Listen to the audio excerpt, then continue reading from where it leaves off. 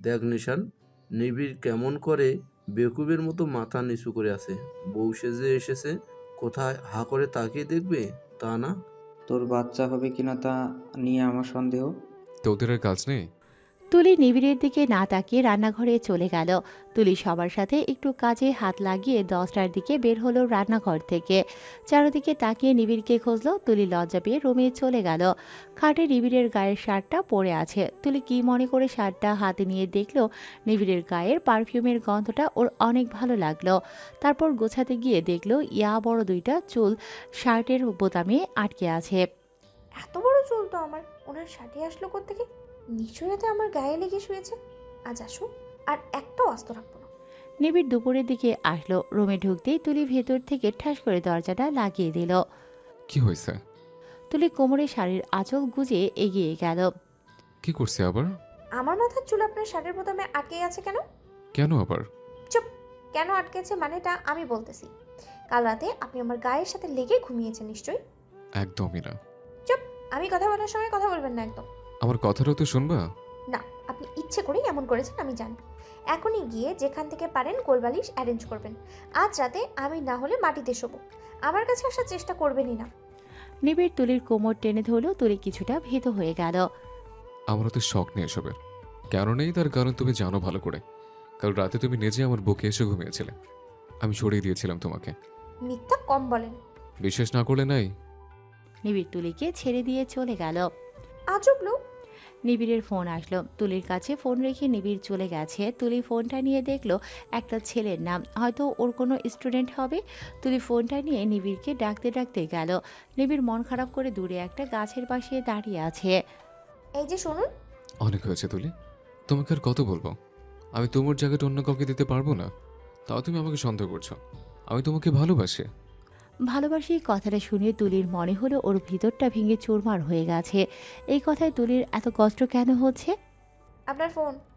আয়না বরাবর বসে আছে তুলি। আজ কেন জানি জেলাস ফিল হচ্ছে তুলির। হাত দিয়ে নিজের মুখ ছুঁয়ে দেখে তুলি। আমাকে কখনো তোমার ওপর জায়গা দিতে পারবেন না উনি। উনি তো, এটা তো ভালো কথা। তবে আমার আজকে এত খারাপ লাগছে কেন? তোমার আপু না জানি কত সুন্দর ছিল। আমি তো এত সুন্দরও না। তাহলে আমি এমনিতেই এত সন্দেহ করি কেন ওনাকে? উনি তো নিজের মুখেই বলে দিয়েছেন আমাকে জায়গাটা দিতে পারবেন না। তুলি কিছুক্ষণ জানালা দিয়ে নিবিড়ের দিকে চেয়ে রইল। কয়দিন থেকেই লোকটার উপরে আমার কিছু আবেগ জমে গেছে।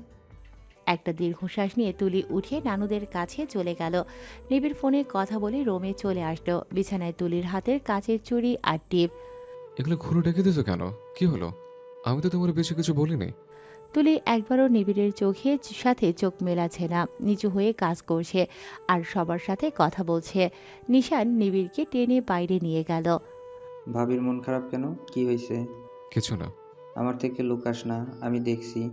তখন তুই ভাবিকে কি যেন বলছস, তারপর ভাবি মন খারাপ করে চলে আসে। আমি শুধু ওরে বলছি তোমার জায়গাটা ওকে দিতে পারবো না। আর ও নিজেও সেটা চায় না। রুমে গিয়ে দেখি চুরি টিপ খুলে রেখে দিয়েছে। চাই? কে বলল? ভাবি তোর থেকে তুমু আপুর জায়গা চায়। তা না হলে মন খারাপ হতো না তার। আর চুরি টিপও খুলে রেখে দিত না। এটার কারণ কি হতে পারে? আরে বোকা, আগে এসব পড়তো সুন্দর লাগবে তাই। এখন যখন তুই বলে দিয়েছিস তুই ওরে তুমোর জায়গা দিতে পারবি না, তাই এসবেরও দরকার মনে করে না তুলি ভাবি। আমি কি করব? ও নিজেও বলছে ওসব চায় না।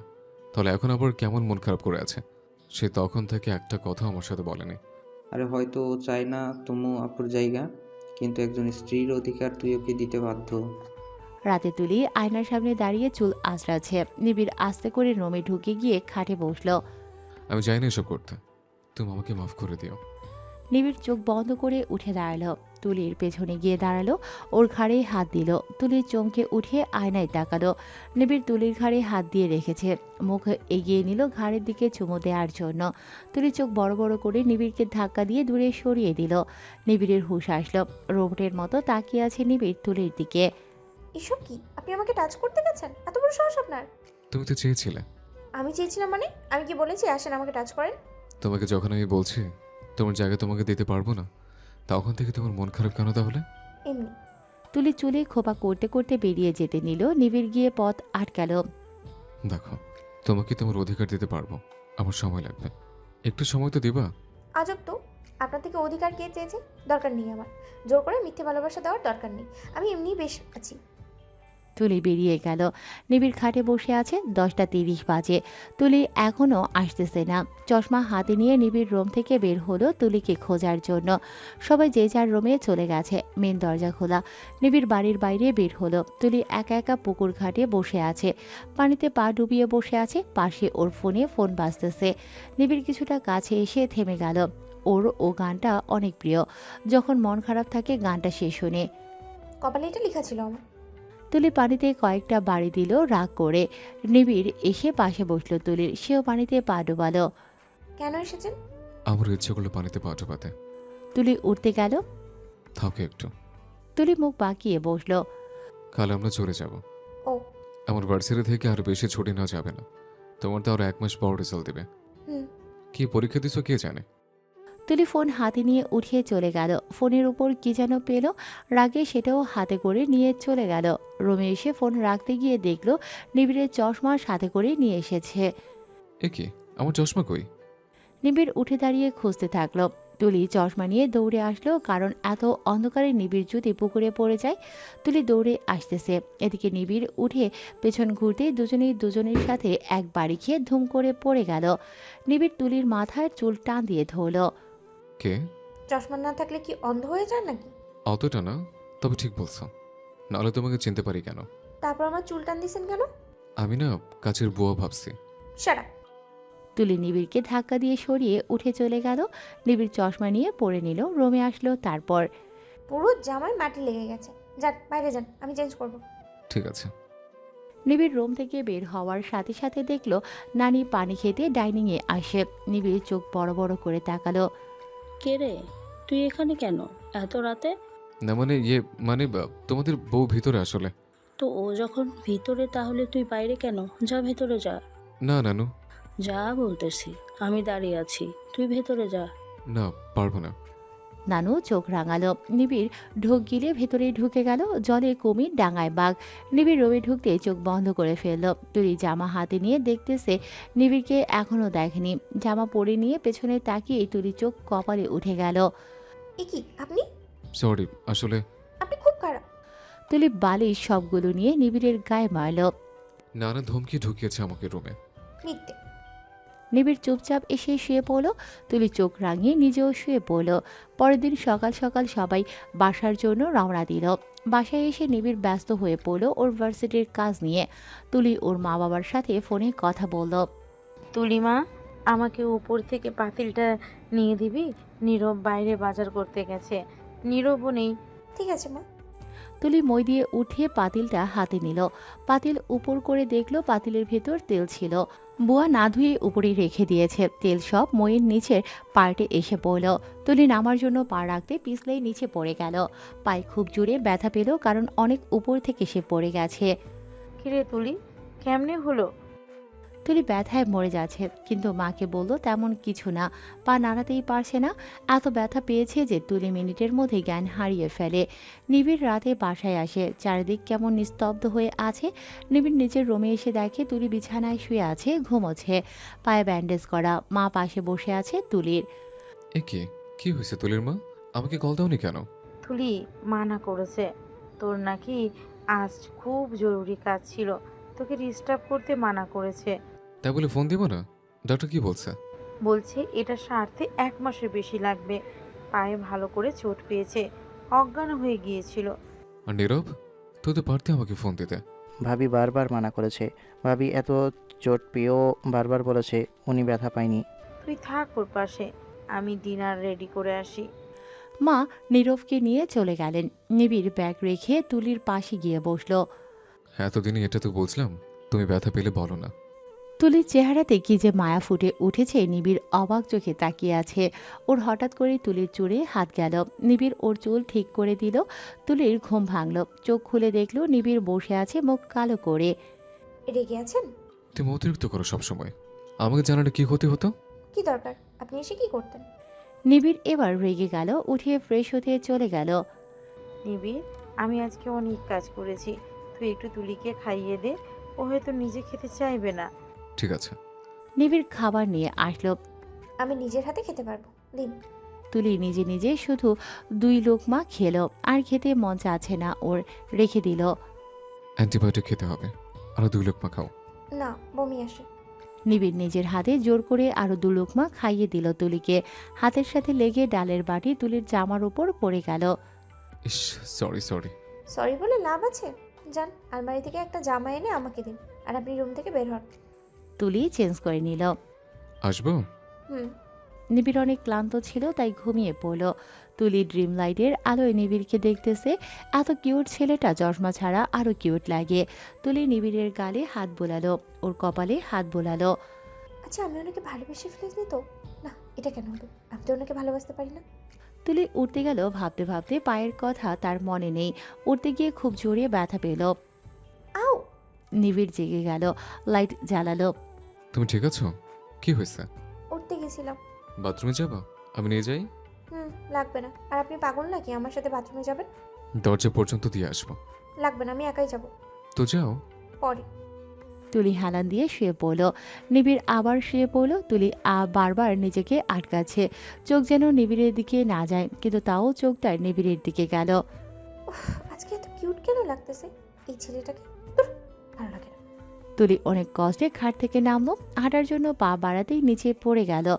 পড়ে যাওয়ার শব্দে নিবিড় উঠে গেলে লাইট জ্বালিয়ে কোনো কথা না বলে নিবিড় সোজা তুলির কাছে গেল। আমি নিজেই উঠতে পারবো। নিবিড় তুলিকে কোলে তুলে নিল। তুলি হাঁ করে নিবিড়কে দেখছে। নিবিড় তুলিকে খাটে নামিয়ে চলে যাওয়ার সময় তুলি নিবিড়ের শার্টের কলারটা টেনে ধরল। নিবিড় অবাক হয়ে গেছে। তুলি নেশার চোখে নিবিড়ের দিকে চেয়ে আছে। তুলি, তুমি ঠিক আছো? তুলি নিবিড়ের বুকের দিকে এগিয়ে গেল, শুধু একটুখানি দূরত্ব মানছে। নিবিড় বুঝতেছে না সে কি করবে। স্যার? ঘুমাও, তোমার রেস্ট দরকার। নিবিড় নিজের কলার থেকে তুলির হাত ছাড়িয়ে উঠে বারান্দায় চলে গেল। তুলি থ হয়ে বসে রইল। কি করতে যাচ্ছিল নিজের মাথায় বাড়ি দিয়ে তুলি শুয়ে পড়ল। পাগলে ধরছিল আমাকে। দূর! নিবিড় আর রোমে আসলো না।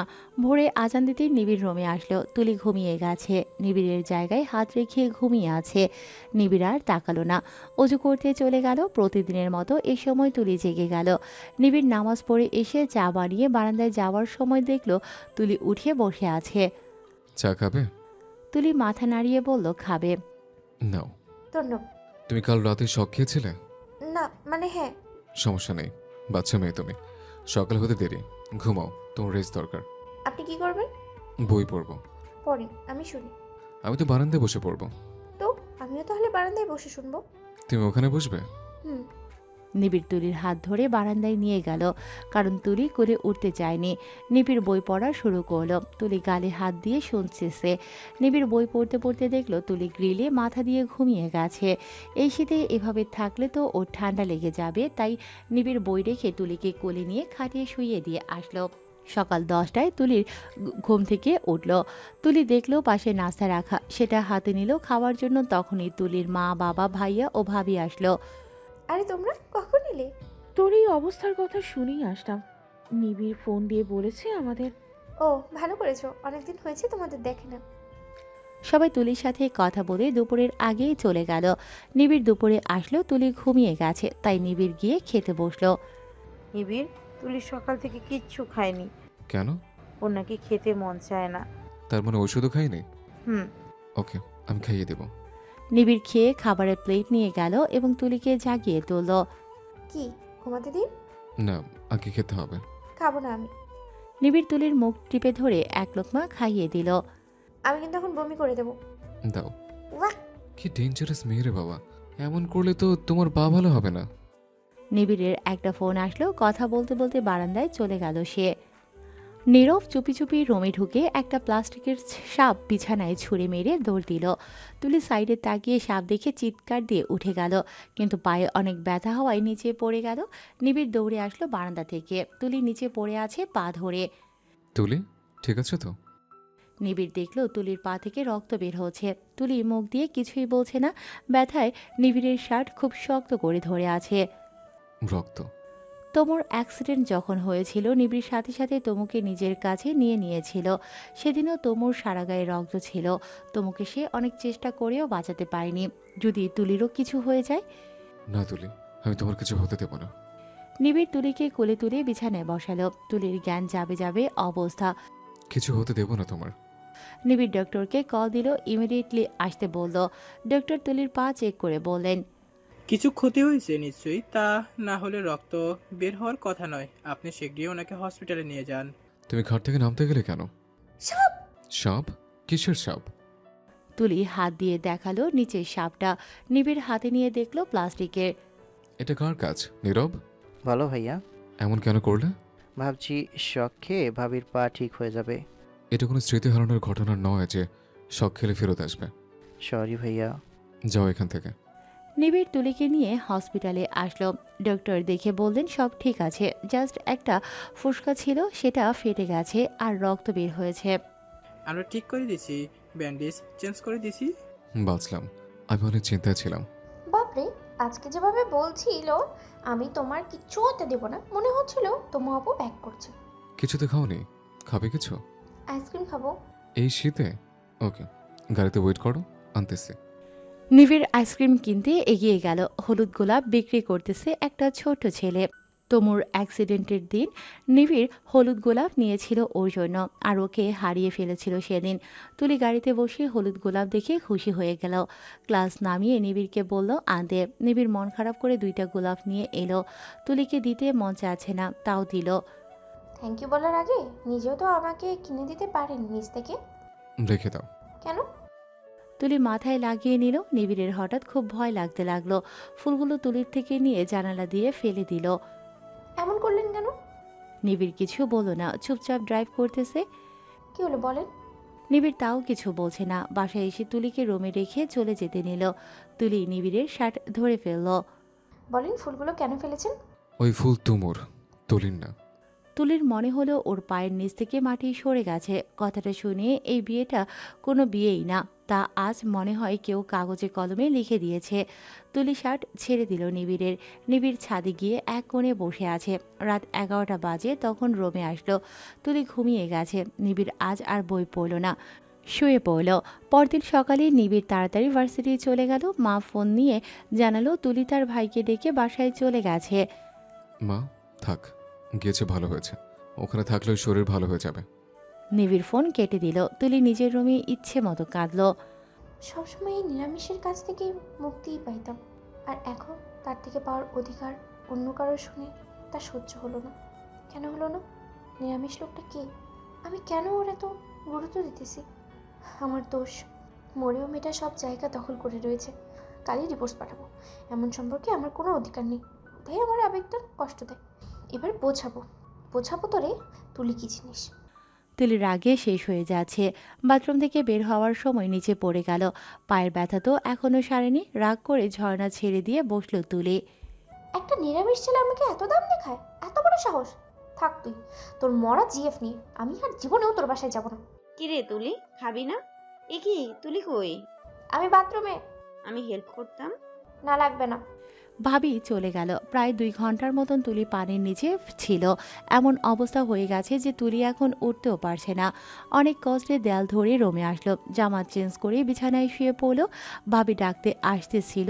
মা বলল থাক, ঘুমাক। তুলির প্রচণ্ড জ্বর আসলো রাতে। ওর পাশে কেউ নেই, রুমে একা। উঠে পানি খেলো তুলি। মাকে ডাকলো, কিন্তু মা মনে হয় ঘুমোচ্ছে। রাতে নিবিড় বাসায় আসলো 11টার দিকে। এত লেট করে সে বাসায় আসে না, কিন্তু আজকে আসলো। রুমটা কেমন নিস্তব্ধ হয়ে আছে। নিবিড় কিছু না খেয়েই শুয়ে পড়ল। তুলিকে একবার ফোন দিব? না থাক, একা থাকুক, ঠিক হয়ে যাবে। ওরা আমি কিভাবে বোঝাবো আর? পরদিন সকালে নিবিড় আর ভার্সিটি যায়নি। 8টা বাজে। নিবিড় কম্বল মুড়ি দিয়ে শুয়ে আছে। ওর ফোনে একটা কল আসলো তুলির ভাইয়ার। হ্যালো সুজন ভাইয়া, বলো। নিবিড়, তুমি তাড়াতাড়ি ওয়ে কেয়ার হসপিটালে চলে আসো। তুলির প্রচণ্ড জ্বর এসেছে। ওকে সেন্সলেস অবস্থায় আমরা হসপিটালে নিয়ে এসেছি। কে? ওর শরীর কেমন আছে এখন? জানি না, ডাক্তার কিছু বলছে না। হাত পা ওর জ্বরে পুড়ে যাচ্ছে। এমন কি করে হলো বুঝতেছি না। তুমি প্লিজ আসো। নিবিড় শার্টটা নিয়ে বেরিয়ে পড়ল। চিন্তায় ওর সারা শরীর ঘেমে গেছে এই শীতের মধ্যে। তাড়াহুড়ো করে হসপিটালে আসলো নিবিড়। তুলির মা কাছে ভাবিকে ধরে। ভাইয়া, তুলি কই? সুজন হাত দিয়ে রুম দেখিয়ে দিল। অচেতন হয়ে শুয়ে আছে তুলি। মেয়েটা আমাকে রাতে ডাকিনি, ওর যে এত জ্বর, সকালে না গেলে তো জানতামই না এমন হয়েছে। ও কি কখনো বলে আমাদের? জীবনও ব্যথা পেলে বলে না, তার উপর পায়ে ব্যথা, সব মিলিয়ে এক হয়েছে। নিবিড় রুমে ঢুকলো, তুলির পাশে একটা চেয়ার নিয়ে বসে ওর হাতটা ধরলো। আমি জানি তোমার জ্বর কেন এসছে। সামান্য কিছু নিয়ে কেউ নিজেকে এত বড় শাস্তি দেয়? নিবিড় তুলির মাথায় হাত বুলিয়ে দিল। দুপুরের দিকে তুলির হুঁশ ফিরল, চোখ মেলে দেখলো মা বসে আছে। কি রে মা, এখন কেমন লাগছে? জামাইয়ের সাথে কথা বল, আমরা আসি। সবাই চলে গেল। নিবিড় এসে তুলির পাশে বসলো। এখানে কেন এসেছেন? সিম্পাতি দেখাতে? এক কাজ করেন, তোমার ওপর কবরে গিয়ে এই ড্রামা দেখান, ওনারও ভালো লাগবে আর আপনারও। প্লিজ আমাকে দেখাতে আসবেন না, বুঝেছেন? যান এখান থেকে, আপনার মুখ আমি দেখতে চাই না। নিবিড় কিছু বলল না, চলে গেল। বিকেলে সবাই তুলিকে নিয়ে বাসায় আসলো। কি রে, জামাই চলে গেল কেন? আমি কি জানি, ওরা জেগাও। নিবিড় সারাদিন বাসায় নিজের রুমে ছিল, দরজা বন্ধ করে। বিকেলে ওর বন্ধুরা ফোন দিয়ে বলল রেস্টুরেন্টে আসতে, সবাই মিলে মজা করবে। ও যেতে মানা করায় ওরা সবাই বাসায় এসে জোর করে নিয়ে গেছে। সবাই মিলে মদ গাঁজা খেয়েছে মন মতো। নিবিড় খায়নি। শেষে একজন জোর করে খাইয়ে দিল। একজন বলল পুরুষ মানুষ হয়ে এসব খাস না, খেতে তো হবেই। পুরো 2 গ্লাস খাইয়ে দিল। নিবিড় মদ খেয়ে নেশার মধ্যে গাড়ি চালাচ্ছে। সোজা তুলিদের বাসায় আসলো। বুয়া দরজা খুলল। সবাই যে যার রুমে। সন্ধ্যা 7টা বাজে। তুলি আয়নায় নিজের চেহারা দেখছে। দরজায় নক হওয়ায় গেল খুলতে। দরজা খুলে দেখলো নিবিড় মুচকি হেসে দাঁড়িয়ে আছে। শার্টের বেশ কয়েকটা বোতাম খোলা, আর নিবিড়ের অবস্থা দেখে মনে হয় এখনই পড়ে যাবে। আপনি এখানে এসেছেন কেন? নিবিড় তুলিকে জড়িয়ে ধরল, ভেতরে ঢুকে গেল রুমের। তুলি তাল সামলাতে না পেরে খাটে পড়ে গেল। তুমু, আই লাভ ইউ তুমু। তুলির এবার মেজাজ চড়া হলো, ঠাস করে নিবিড়কে চড় মেরে দিল। নিবিড় গালে হাত দিয়ে বসে আছে। তো যা না তোমার কবরে, আমার এখানে কেন এসেছিস? বেরিয়ে যা। নিবিড় তুলিকে টেনে ধরল। Baby, I am sorry baby. বারবার তুলির কোমরে হাত বোলাচ্ছে নিবিড়। আবার ওর নাম নিল তোমর। এবার তুলি এক ধাক্কা দিয়ে নিবিড়কে খাট থেকে ফেলে দিল। ওর ইচ্ছে করছে খুন করে ফেলতে। নিবিড় নিচে পড়ে ঘাড়ে ব্যথা পেল, তাও উঠে দাঁড়ালো। আবার গিয়ে তুলিকে ধরল। তুলি পায়ের ব্যথায় ঠিকমতো হাঁটতে পারছে না, তাই তার উপর নিবিড় মনে হয় পুরো ভর ওর উপর ছেড়ে দিয়েছে। এতদিন নিরামিষ জানতাম, আর এখন দেখি মদ গাঁজাও খায়। এটা তো নিরামিষ না, এটা তো অনিরামিষ। তুমু, তুলি এবার খুব জোরে একটা চড় মেরে দিল। নিবিড় গালে হাত দিয়ে খাটিয়ে বসে আছে। তোর সাহস তো কম না, বারবার ওই মরা নাম কস, বেয়াদব। ও আই এম সরি। তুলি হবে। এবার তোর হুঁশ আসছে? নিবিড় তুলিকে দেয়ালের সাথে লাগিয়ে ধরল। উফ, এই বলদটা এত শক্তি আসে কোত্থেকে? ছাড়ুন, আমি জানি তোমার ভেবে এখন আদর করতে এসেছেন, দূরে থাকুন। হিন্দি সিরিয়াল দেখি আমি, আমার হিসাব আছে। আর এখন আমার কাছে এসে কাল সকালে বলবেন আমি তো কিছু করিনি। আমি তো ভাজা মাছটা উল্টে খেতে জানি না। আমি তো আপনাকে টাচ করিনি। আরও কত কি জানা আছে আমার, দূরে থাকুন। তুলি নিবিড়কে ধাক্কা দিয়ে দূরে সরিয়ে দিল। নিবিড় এবার এসে ওকে চাপড়ে ধরল, কোলে তুলে নিল। আমি তুলিকে করে নিছি, তাই না? না, তোমাকে ছাড়ুন। না, আমি তুলিকে নিছি। ছাড়ুন বলতেছি। নিবিড় তুলিকে নিয়ে খাটে চলে গেল। ওর দিকে এগিয়ে যাচ্ছে নিবিড়। তুলি নিবিড়কে আটকাতেই পারছে না। নিবিড় এমন কেন করতেছে? সকালে উঠে সব ভুলে যাবে, পরে আমার দোষ দেবে। তুলি নিবিড়কে 100 বার সরাচ্ছে, নিবিড় 200 বার আরও চাপড়ে ধরছে ওরে। শেষমেশ তুলি নিবিড়কে সরে উঠে গেল। কাছে না এলে কথা শোনো, আইলে দূরে ঠেলে দাও। কি চাও তুমি? যেদিন তোমার নামটা মুছে যাবে সেই দিন আসবেন, তার আগে না। তুলি রুম থেকে বের হয়ে চলে গেল। নিবিড় গভীর ঘুমে ঘুমিয়ে পড়ল। পরদিন সকাল 10টায় ঘুম ভাঙল তার। তাকিয়ে দেখল তুলি চা নিয়ে দাঁড়িয়ে আছে।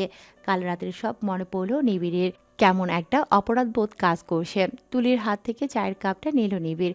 তুলি চলে গেল। নিবিড় চা খেয়ে উঠে দাঁড়ালো। নেশায় কি করতে গেছিলাম আমি? ভাগ্যিস তুলি বাধা দিয়েছে, না হলে তো। তুলি আবার আসলো। নিবিড় শার্ট পরতেছে। যান, আর আসবেন না। হ্যাঁ, রেডি হয়ে নাও। আমি আপনার সাথে যাব না। যেতে হবে, চলো। যাব না, কি করবেন? নিবিড় শার্ট পরে নিয়ে চলে গেল। কিছুক্ষণ পর বাবা ডাকলেন তুলিকে। কি বাবা? নিবিড়, বাইরে ওয়েট করছে, যাও। বাবা, আমি আর কদিন থাকি? নিবিড়ের মা তোমাকে না দেখিয়ে মন খারাপ করে আসে, যাও, দরকার হলে কদিন পর আবার এসো।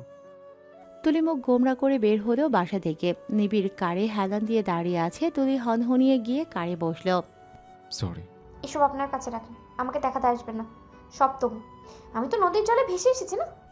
নিবিড় চুপ হয়ে গাড়ি চালিয়ে তুলিকে বাসায় দিয়ে এসে ভার্সিটিতে গেল। তুলি এসে মাকে জড়িয়ে ধরল। নিবিড়ের মাকেও নিজের মায়ের মতোই ভালোবাসে, আর উনিও তুলিকে অনেক ভালোবাসে। আয়, তোর সাথে আমার কথা আছে। কি মা? এই নে। ওয়াও, এত সুন্দর শাড়ি কার এটা? এটা আমার, নিবিড়ের বাবা দিয়েছিল। এটা অনেক সুন্দর ছিল। আমি তখনই ঠিক করে রেখেছিলাম আমার বড় ছেলের বউকে এটা দেব। বাবার পছন্দ অনেক নাইস। নে, সময় করে পড়িস কেমন? আচ্ছা। তুলি নিবিড়ের রুমে আসলো। তুলি রুমটা পরিষ্কার করলো। জীবনে প্রথম ঘর গোছালো তুলি। তুলির মাথায় একটা বুদ্ধি আসলো। নিবিড়ের ফুপুকে ফোন দিল তুলি। বলল ওনার কাছে তোমর ছবি আছে কিনা। ফুপু বলল, মা, ওটা অতীত ছিল। তুই তমুকে দেখে কি করবি? শুধু শুধু কষ্ট পাবি। দাও না প্লিজ, কি হয় দিলে? ফুপু জোড়াজুড়িতে পড়ে তুলিকে ছবিটা পাঠালো। তুলি নেট অন করে বসে আছে। ছবি আসার সাউন্ড হলো। ছবি দেখে তুলি হা হয়ে গেল। ও মা, এই মেয়েরা তো বড় চুল ছিল। তাই তো বলি, এত পাগল পাঠাইছে কেমনি? গায়ের রং তো আমার থেকেও চাপা, কিন্তু আল্লাহ সেটা চুল দিয়ে পূরণ করে দিয়েছে। তুলি ছবিটা রেখে আলমারি থেকে ওর কালো ওড়না নিয়ে চুল বানিয়ে মাথায় ক্লিপ দিয়ে রাখলো। আয়নায় গিয়ে দাঁড়ালো। কেমন লাগছে আমায়? নিবিড় ভার্সিটি হয়ে বাসায় ফিরল। রুমে ঢুকে প্রথম দৃষ্টিতে নিবিড় ভাবলো এটা তোমো। নিবিড় থ হয়ে দাঁড়িয়ে গেল। তুলি আয়নায় তাকিয়ে দেখলো নিবিড় হা করে তাকিয়ে আছে। তুলি মাথার ক্লিপটা খুলে দিল। সাথে সাথে ওড়না পড়ে গেল, আর তুলির কোমর পর্যন্ত চুল দৃশ্যমান হলো। নিবিড় শখ থেকে বেরিয়ে রুমের ভিতরে ঢুকে গেল। কি তোমো তোমো লাগছিল? তুমু তুমু তোমার জায়গায় আর তুমি তোমার জায়গায়, দুজনে কোনোদিন এক হবে না। বাই দ্য ওয়ে, তুমি কি তুমুর ছবি দেখছো? না, আমি দেখতে যাবো কেন? তাহলে জানো কিভাবে ওর চুল বড়? গেস করলাম ছেলেরা তো মেয়েদের চুল দেখেই ক্রাশ খায়। ক্রাশ খাওয়ার আরও অনেক কারণ থাকে। এটা বলে নিবিড় তুলির কোমরের দিকে তাকালো। তুলি চোখ বড় বড় করে শাড়ি টেনে কোমর ঢেকে ফেলল। আপনি খুব খারাপ। তুলি নীরবের সাথে গল্প করছে, সাথে মা আর বুয়াও আছে। নিবিড় বই পড়ছে। ভাবি, এবার তোমার পালা। গান ধরো ক দিয়ে। ওকে। ভাবি, চোখে পানি এসে গেল। হ্যাঁ হ্যাঁ, কেন? আমার জিএফ বউ কবে আসবে? তাই না, মেয়েরে পিঠের ছাল তুলে দেব। সবে এইচএসসি দিবি, ভাইয়ের মধ্যে ভার্সিটির লেকচারার হ, তারপর তোর বিয়ে দিব। ঠিক। না মানি না, বউ না দাও, জিএফ তো দিবা। আগে গোল্ডেন A+ পেতে হবে। ওটা সমস্যা নাই। এই গর্ধব না পড়েও গোল্ডেন A+ পায়। কার ভাই দেখতে হবে না? বাপরে, আর আমি পড়তে পড়তে মরে যাই, তাও পাই না। আরে, তোমার পরীক্ষার আগেই আমার ছেলের সাথে তোমার পরিচয় হয়েছে। দেখিও তুমিও A+ পাবা। সেটা কেমনে?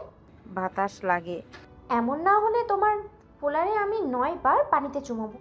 ও মা, খুশিতে মানুষ মিষ্টি খাওয়ায়, আর তুমি পানিতে চুবাবা? মা, তুমি বোঝোনি, খুশিতে মানুষ পাগল হয়ে যায়, আর আমি পাগল হয়ে পানিতে চুবাবো। লজিক বোঝো না? এ কেমন লজিক? কার এত বড় সাহস আমাকে পানিতে চুবাবে? আমার। হয়েছে, সবাই খেতে আসো, দুপুর অনেক হয়েছে। এ কি, তুমি এসো অসময়ে? গুড নিউজ আছে। কি? আমি অফিস থেকে সিঙ্গাপুর যাওয়ার এবং 7 দিন থাকার একটা গিফট পেয়েছি। বাহ, এক কাজ করো, নিবিড়কে দাও, ওরা যাক। এমনিতে ওদের হানিমুন হয়নি। তুমি না বললেও আমি দিতাম। বাবা নিবিড়কে ডাক দিলেন। বাবা, বিয়ের জন্য কয়েকদিন ছুটি নিয়েছিলাম, এখন আবার ছুটি নিলে সমস্যা হবে। আমি কথা বলে নিব, ডোন্ট ওয়ারি। তুলিকে বলো প্যাকিং করতে, কাল ভোরে বের হতে হবে তোমাদের। নিবিড় তুলিকে টিকিটটা দিল। কি এটা? খুলে দেখেন। ইয়াহু, আমার যত জিন্স আছে সব নেব। একদম না, তুমি 3 পিস পরে থাকবা। আপনার কথা শুনলে আমি বাধ্য না। তাহলে ক্যান্সেল করে দেবো। আচ্ছা ঠিক আছে। নিবিড় আর তুলি সব রেডি করে নিল। ভোর হওয়ার অপেক্ষা। মা তো বারবার বলছেন যেন সাবধানে থাকে। ভোর হলেই দুজনে বেরিয়ে পড়ল। বিমানে উঠে তুলি আকাশ দেখতে ব্যস্ত। হঠাৎ নিবিড়ের কথা মনে পড়ে, পাশে তাকালো তুলি। নিবিড় চোখ মুখ খিচে বসে আছে। কি এমন করছেন কেন? আমার ভয় করতেছে। কেন, আগে ওঠেন নাই? অনেক উঠেছে, কিন্তু ভয় লাগে সব সময়। মিস্টার নিরামিষ। অনেক জার্নি করে নিবিড় আর তুলি সিঙ্গাপুর এসে পৌঁছালো। নিবিড় ইংলিশে বকবক করে কথা বলছে সবার সাথে। তুলি হা করে তাকিয়ে আছে। চলুন, হোটেলের ফর্ম পূরণ করে ফেলেছে। হোটেল রুমে এসে দেখে তুলির চোখ কপালে। এত ভালো স্ট্যান্ডার্ড হোটেল আগে দেখেনি। কার বাবা বুক করছে দেখতে হবে না? কি, এটা কি করলাম আমি? কি করলে? কি হয়েছে? জামা কাপড় আনোনি? নাইটি আনিনি। তো কি হয়েছে, নাইটি ছাড়া থাকা যায় না? আমার ঘুম আসে না। ঘুমিও না তাহলে, আমি যাই, ঘুমাবো। মাকে ফোন দিয়ে বলে দেবো আপনার ছেলে আমাকে নাইটি কিনে দেয়নি। কি বললে তুমি? এত রাতে আমি নাইটি কিনতে যাব? আমি জীবনে এসব কিনে নিই। আমি সহ যাবো, চলে। ফাইন, চেঞ্জ তো করতে দিবা নাকি? চেঞ্জ করে নিবিড় তুলিকে নিয়ে পাশের একটা শপিং মলে গেল। তুলির নাইটি খুঁজতে গিয়ে মুখে হাত দিয়ে তাকিয়ে রইল।